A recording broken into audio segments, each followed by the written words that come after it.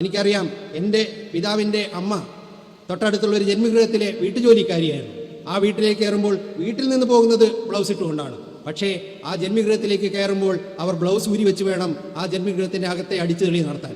അത്രത്തോളം കിരാതമായ, വളരെയധികം അപരിഷ്കൃതമായിട്ടുള്ള ആചാരങ്ങൾ നമ്മുടെ നാട്ടിൽ എത്രയോ നൂറ്റാണ്ടുകളായി തുടരുന്നുണ്ടായിരുന്നു.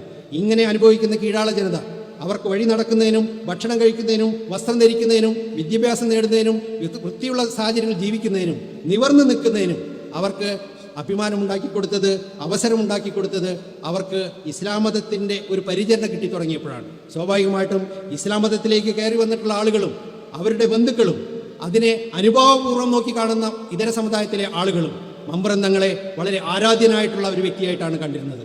തൻ്റെ ദൈനംദിന ജീവിതത്തിലെ ദുഃഖങ്ങളും പ്രയാസങ്ങളും തുറന്നു പറയുവാനും ഈ ആളുകൾക്ക് പ്രതീക്ഷ നൽകുന്ന ഉപദേശങ്ങൾ കിട്ടുമെന്നുള്ള പ്രതീക്ഷയോടുകൂടി ഇവിടെ എത്തുവാനും അവർക്ക് സാധിച്ചിരുന്നു.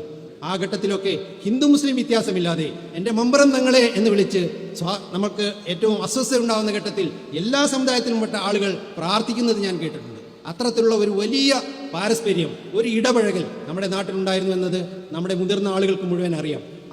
ആ ഇടപഴകലിൽ നിന്നുകൊണ്ട് തന്നെയാണ് നമ്മുടെ പോരാട്ടം നടന്നിട്ടുള്ളത്. ആ പോരാട്ടം ജന്മിത്വത്തിനെതിരായിട്ടുള്ള പോരാട്ടമാണ്.